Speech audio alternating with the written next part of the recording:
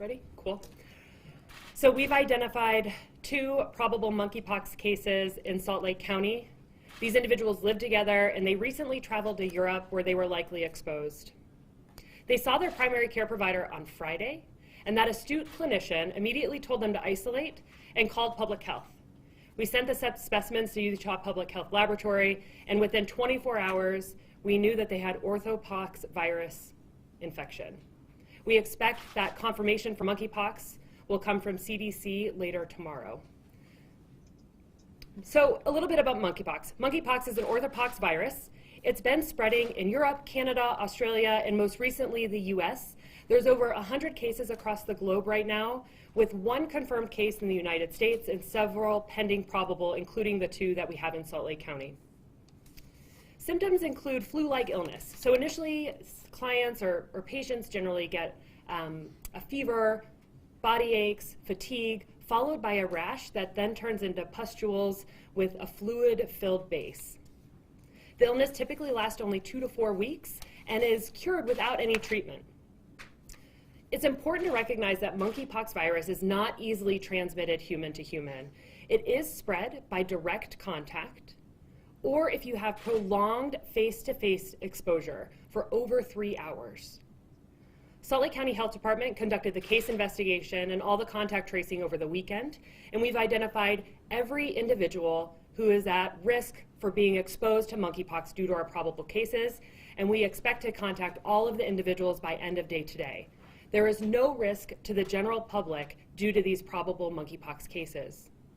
However, if you have recently traveled to areas where monkeypox is spreading, or you've come into contact with someone with a rash, it's important that you identify this, and when symptoms appear, you contact your healthcare provider and they'll tell you what to do with the next steps.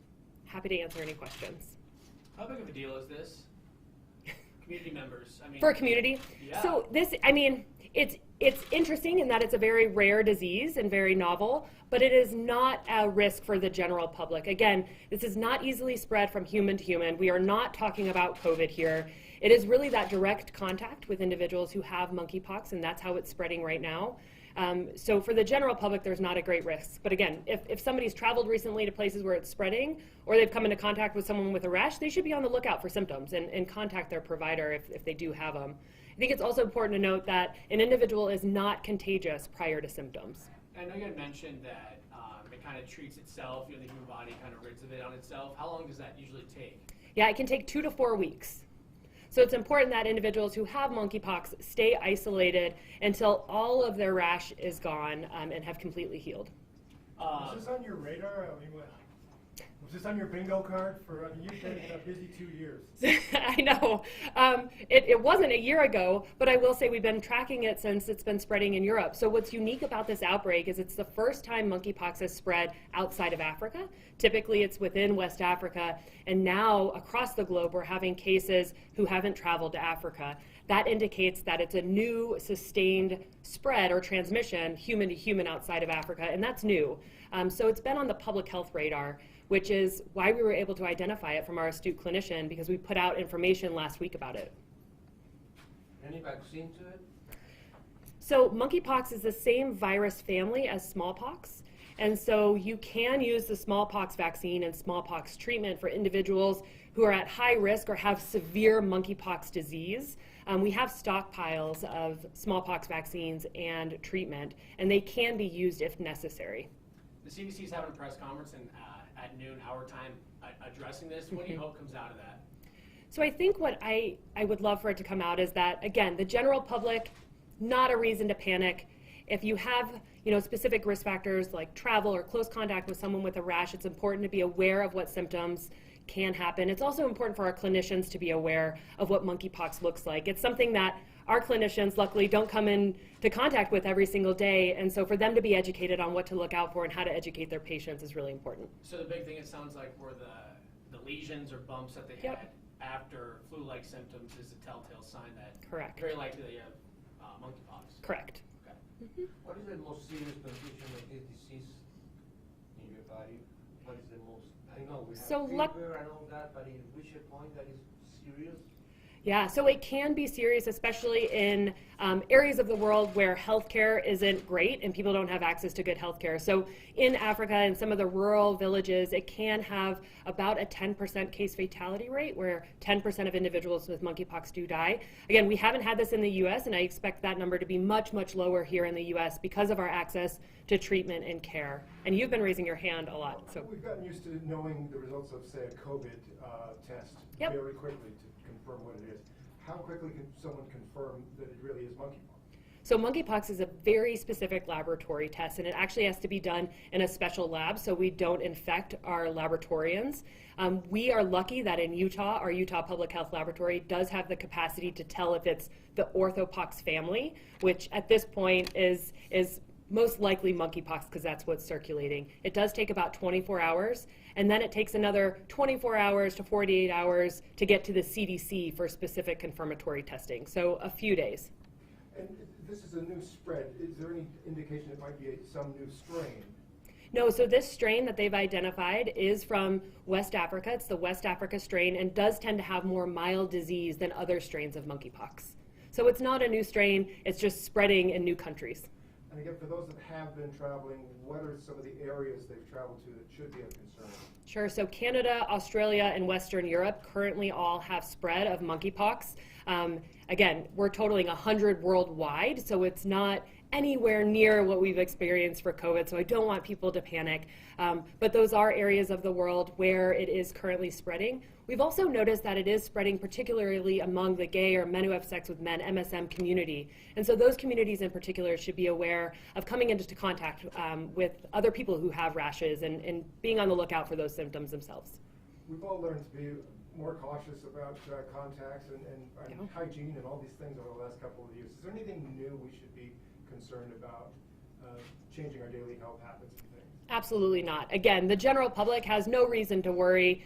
It's just those who have traveled or come into contact with people with rashes that should be on the lookout for symptoms. Symptoms are fairly obvious given the rash, and you're not infectious prior to symptoms. So it's easier to contain than, say, COVID. Also, monkeypox has been around for a while. While we haven't had it in the US, we do know a lot about monkeypox and how it spreads, which allows us to give pretty confident advice on how to prevent it from spreading here. Why is awareness so important for something like monkeypox? Hence, why you're having the press conference today, but about awareness, I think that's the main point of today, yeah? Exactly.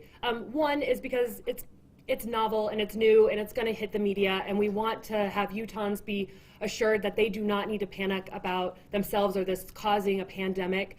Two, we want our clinicians to be aware that this is spreading in our own community, so they should be on the lookout if they see a patient with a rash or risk factors for monkeypox to be considering it and call us if they have questions. And then, of course, for individuals out there who have those risk factors, to be on the lookout for symptoms so that they can get the health care they need. Any added strain with your contact tracers? I know COVID cases are going up again, or is this kind of double duty for them? So contact tracing for specific COVID cases has died down because we've gotten so much information out there that contact tracing wasn't really efficient given the amount of spread of COVID. The good news is we are all very well equipped to do contact tracing for any disease.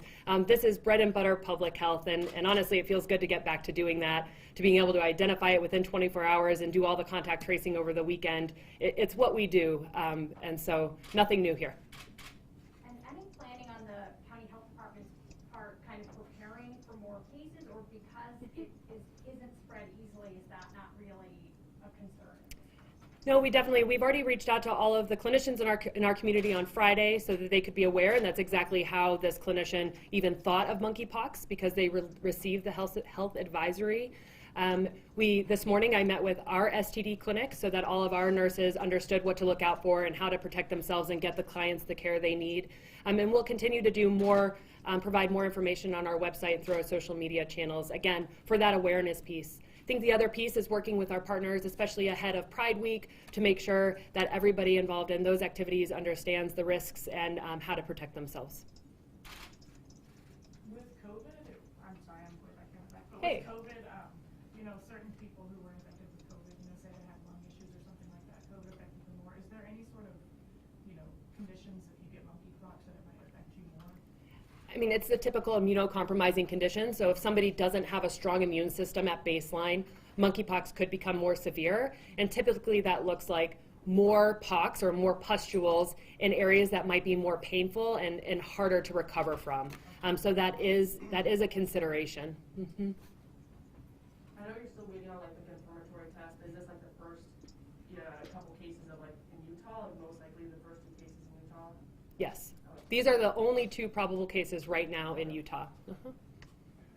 Since there seems to be spread in some of the other cities in the United States, is there a travel precaution for going to those places? So on the CDC website, if you look at their travel advisories, they do list out the countries that currently have monkeypox spread.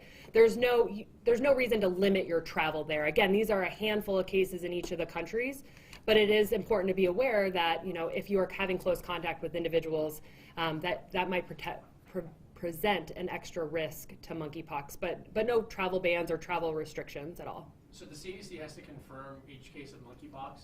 At their lab, correct. So again, we were able to tell the family, the orthopox family, and the CDC will be able to tell if it is specifically monkeypox, for example, versus smallpox. This is not smallpox at all. This will be confirmed as monkeypox, most likely. And again, just talk a little more on the fluid contact.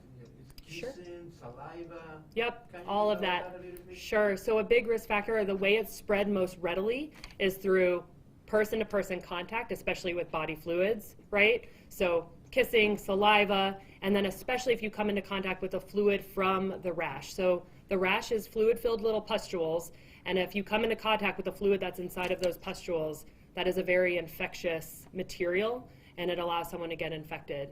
It's also important to be aware that the infectious material can get on things like clothing, linen, bed sheets, those types of things, and it can spread that way as well. All right, thank you very much. Okay, thank you guys. Thank you.